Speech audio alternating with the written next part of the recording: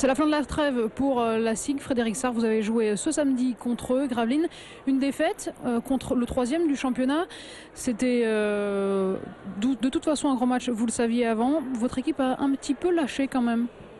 Oui, c'est ce qui nous arrive souvent contre des équipes qui sont plutôt dans une situation de confiance, comme le pouvait l'être Gravelines à l'heure actuelle, puisqu'ils étaient sur 8 victoires d'affilée, et qu'à aucun moment c'est une équipe qui s'affole, parce qu'ils maîtrisent complètement leur basket. Mais ce qui me chagrine le plus, c'est que globalement, dans ce début d'année où on a un mois de janvier qui est très lourd, ce match-là, on avait le moyen d'aller faire un petit peu mieux que ça, je crois, et que c'est nous qui avons lâché le morceau. Le mois de janvier sera très rude pour nous.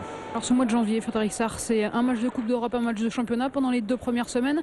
Et ensuite, de gros morceaux, Nancy, Lasvel, des équipes qui sont, on va dire, à la portée de la SIG, mais pour lesquelles ce sera quand même très compliqué. Comment est-ce que vous l'envisagez, ce mois de janvier ?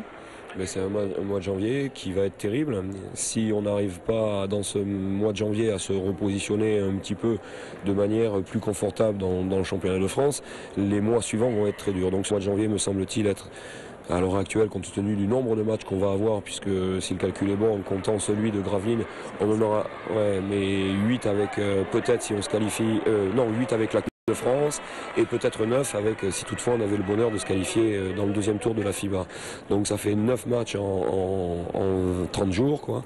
Donc ça va être chaud. Et il faut absolument que les équipes que l'on va rencontrer très prochainement dans le championnat de France, on fasse vraiment le nécessaire d'aller chercher les victoires pour se positionner un peu plus confortablement, puisque derrière, à la fin du mois de janvier, on aura effectivement des réceptions et des déplacements qui seront contre des équipes qui visent le très haut de tableau. Alors vous parliez il y a quelques semaines d'un groupe, de votre groupe, vous disiez qu'il était jeune. Est-ce que c'est ça le principal frein de la SIG pour l'instant sur cette première partie de saison, la jeunesse du groupe ? Je crois qu'à un moment donné, l'expérience doit essayer de rentrer en compte dans le groupe, quoi. Je pense qu'on a changé un petit peu aussi, puisque Terrell Harris est parti. On a rajouté un joueur qui vient avec un peu plus de maîtrise, un peu plus d'expérience, et il a prouvé encore ce soir qu'il est capable d'avoir des situations de jeu offensif plutôt intéressantes. Donc je pense qu'on est un petit peu moins jeune maintenant. Alors, il va falloir essayer de gagner en maturité, mais maturité collective. C'est plus l'histoire de l'âge des joueurs et de l'expérience des joueurs. Je crois que maintenant on a des joueurs qui constituent l'équipe, qui sont à peu près, qui maîtrisent le jeu et qui connaissent bien le jeu. Donc maintenant c'est une maîtrise collective qu'il faut qu'on mette en place. Je ne vous sens pas tout à fait confiant quand même, Frédéric Sarr, avant d'attaquer en attaquant cette année 2010. Qu'est-ce qu'on peut vous souhaiter ?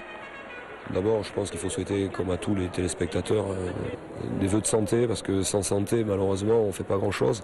Alors quand on a la santé, on essaye d'avoir un peu en basket en tous les cas, essayer d'avoir quelques succès qui permettent de donner une grande confiance en ce groupe, parce que je crois qu'une équipe de basket, ça marche énormément à la confiance, mais pas la confiance uniquement individuelle. Je crois que la confiance, elle doit s'acquérir collectivement. Donc voilà, de la santé, comme je disais, pour tout le monde, et puis après essayer d'avoir quelques succès qui emmagasinent de la confiance et du positif. Merci Frédéric.